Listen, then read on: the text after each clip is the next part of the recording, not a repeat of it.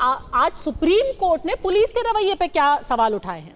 उन्होंने कहा डॉक्टर विरोध कर रहे थे और भीड़ ने अस्पताल पर हमला कर दिया। कोलकाता पुलिस क्या कर रही थी? अपराध स्थल अस्पताल में है, पुलिस को अपराध स्थल की सुरक्षा करनी है, वो क्या कर रहे थे? शांतिपूर्ण प्रदर्शनकारियों पर पश्चिम बंगाल राज्य बल प्रयोग ना करे। पहले एक फुटबॉल मैच कैंसिल करवा दिया जाता है और जब लोग सड़कों पर आकर के न्याय की गुहार लगाते हैं, आपकी पुलिस जो कि प्रदर्शनकारियों को नहीं बचा पाई, अब उन पर लाठियां चलाने लगी।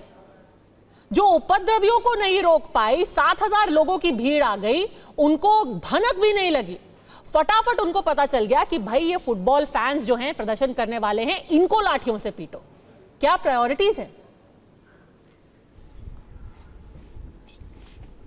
मैम, आपकी ये सारी बातें तो सुन रहे हैं, हमारे यहाँ पे बैठी हैं अब राधिका जी, और उन्होंने बहुत सारी बातें कही हैं, लेकिन जो सच्चाई है और एक रूमर्स है, तो सच्चाई और रूमर को, दोनों चीजों को जो है आपको एक मुनाजना करना पड़ेगा, दोनों को आपको कंपेयर करना पड़ेगा।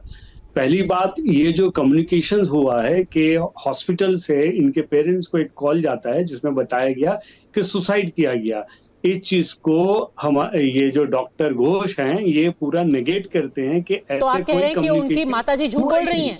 माताजी ने खुद बोला है। मैडम, माताजी झूठ बोल रही हैं या डॉक्टर झूठ बोल रहा है, ये अब ये चीज आप बताइए, आपको क्या लगता है कौन झूठ बोल रहा है? उन्होंने साफ साफ बोला है कि 10:35 पर मुझे कॉल आया, मुझे बोला गया कि तुम्हारी बेटी की तबीयत खराब है। मैंने वापस कॉल करके पूछा कि आप कौन हो? उन्होंने कहा मैं असिस्टेंट सुपरिटेंडेंट हूँ। उन्होंने कहा कि आपकी बेटी ने आत्महत्या कर ली है। पीड़िता की मां ने खुद बोला है वो झूठ बोल रही है, क्योंकि उनका जो कंडीशन है अभी, जो तकलीफ में वो अभी हैं, वो पूरा मगरबी बंगाल, पूरा वेस्ट बंगाल इस तकलीफ में है। आपको मैं बता देना चाह रहा हूँ कि पीड़िता की माताजी को झूठा बोल रहे हैं।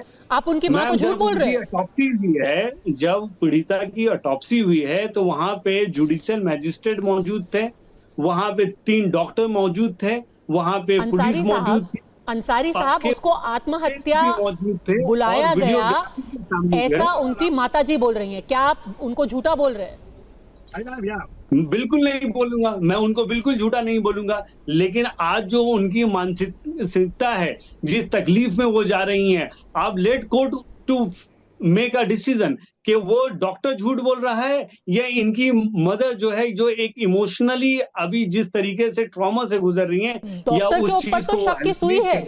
उनको झूठ बोलने से तो फायदा होगा ही। आप डॉक्टर की बात पर विश्वास कर रहे हैं, उनकी मां की बात पर विश्वास नहीं कर रहे। ममता बनर्जी डॉक्टर को क्यों बचाना चाहेंगी? पहला सवाल ये उठता है कि वो डॉक्टर को क्यों बचाना चाहेंगी? यही तो आपसे सवाल सुप्रीम कोर्ट पूछ रहा है। यही सवाल आपसे सुप्रीम कोर्ट पूछ रहा है कि आप क्यों बचाना चाहती हैं? एक महिला स्टूडेंट का रेप होता है, डॉक्टर का रेप होता है, वो खुद एक महिला हो। बताइए राधिका खेड़ा, आखिर एक मुख्यमंत्री एक प्रिंसिपल को क्यों बचाना चाहेगी? हो सकता है कि इस वक्त उनकी जो माताजी हैं वो परेशान है, उनको समझ में नहीं आ रहा कि वो क्यों बचाना चाहेंगे, वो क्यों बचाना चाहेंगे। मैंने कहा कि ये आसिफ जी, मुझे बोलने दीजिए, मैं जवाब देती हूँ आपको। पद्मजा जी, जैसा मैंने कहा, ये सरकारी रेप है। पहले उस लड़की के साथ सरकारी बलात्कार हुआ, और अब चाहे उनकी महुआ मित्रा हो, चाहे अभी इनके ये नेता हो, ये लगातार सामाजिक बलात्कार पूरे परिवार के साथ कर रहे हैं।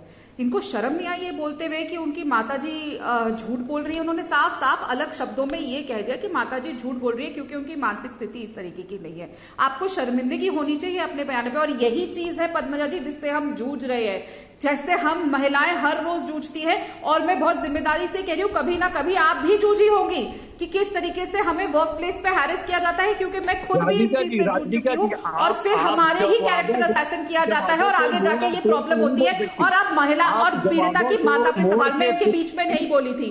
ये बहुत संवेदनशील मामला है, आप बीच में मत बोलिए। आपको जो बोलना था आप बोल चुके हैं, अब आप बीच में मत बोलिए। मेरे ऊपर लांछन लगा रही है कि आपने बार-बार बोल रहे हैं कि ममता बनर्जी उसको, मैं बार-बार कह रहा हूं कि उनकी मदद नहीं झूठ बोल रही है। आप जब कोर्ट में सर एक-एक करके, मैडम ना तरीका नहीं आप है। जज कर सकती हैं ना मैं जज कर अंसारी सकता साहब, हूँ। भले जब से ही तक आप आप नाक जज ऐसे पे पकड़े या हैं, ऐसे तो पकड़े, आप खुद कह तो decide यही रहे हैं करने ना दीजिए आप। कि माता जी की ये बात फैसला गलत खुद है, decide करने दीजिए। कि जो पीड़िता है जी, उनकी माँ की मैं बात को आप सिंपल गलत ही सवाल ठहरा रहे हैं ना, TMC के एक सभी एक करके। नेताओं से जो यहाँ बैठे आज हैं उनसे आप पूछना एक चाहती महिला हूँ। का रेप होता है जिसमें आप मैं एक पूरे सिंपल सा सरकार सवाल को, सबसे पूछना आप चाहती ममता हूँ। बनर्जी ये की जितने सरकार मर्द को यहाँ आप बैठे खींच हैं, कर लाती हैं और आप इस तरीके से प्रोजेक्ट कर रही हैं कि वे सारा देखिए, मेरे को मेरी क्राइम में बात एक कंप्लीट नहीं करने चीफ दी जा रही मिनिस्टर है। जो खुद औरत एक एक है वो करके। इन्वॉल्व है। ठीक ये है, नैरेटिव आप सेट ठीक है करना सर, चाह आपने रही हैं। बोल दी अपनी बात, अब उनको बोलने दीजिए, ये गलत बात है।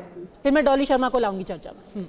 यहाँ पे टीएमसी के दो नेता बैठे हैं, मैं उनसे एक सीधी सीधी बात पूछ रही हूँ। ये वही प्रिंसिपल है ना जिसके ऊपर करप्शन के, भ्रष्टाचार के संगीन आरोप थे। भारतीय जनता पार्टी के प्रदेश अध्यक्ष ने ईडी की जांच की भी रिक्वेस्ट करी थी और ममता बनर्जी को भी कहा था इनके ऊपर कार्रवाई करी जाए। क्या किया था आप लोगों ने? उसको मुर्शिदाबाद भेजा था। ऐसा क्या था कि उसको बचाने के लिए सिर्फ मुर्शिदाबाद भेज दिया गया था और उसके ऊपर इंक्वायरी नहीं हुई थी? उसके बाद वापस इसी डॉक्टर को इस हॉस्पिटल में लाया जाता है और जब वो सीबीआई की जांच के आड़े आता है, वो बच्ची के ब्रूटल रेप को सुइसाइड बताता है, उसके बाद क्राइम सीन को प्रिजर्व नहीं करता, उसके बाद एफआईआर दर्ज नहीं कराता, वो ये बोल देता है कि मेरी जिम्मेदारी नहीं है कि उस लड़की को मैं प्रोटेक्शन दूं अगर वो रात को उस कमरे में जा रही है।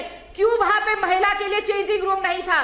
36 घंटे हमारी महिलाएं वहां पे काम करते हैं, डॉक्टर्स काम करते हैं ड्यूटी पे, उनके लिए एक चेंजिंग रूम नहीं था। क्यों वहां सीसीटीवी कैमरा नहीं थे?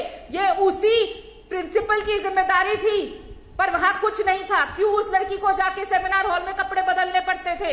क्योंकि ये प्रिंसिपल की नाकामी थी और उसके बाद उसको एक बेहतर कॉलेज में भेज दिया जाता है। अब आप बताइए क्यों ऐसा ममता बनर्जी कर रही है? मुर्शिदाबाद भेजो, यहां लाओ, इतना क्या दिया जाता है और ऐसा क्या है जो ममता बनर्जी लगातार उसको प्रोटेक्ट कर रही है? भ्रष्टाचार से लेकर यहां तक ऐसा क्या सिलसिला चल रहा है बीच में? ये क्या कहलाता है रिश्ता?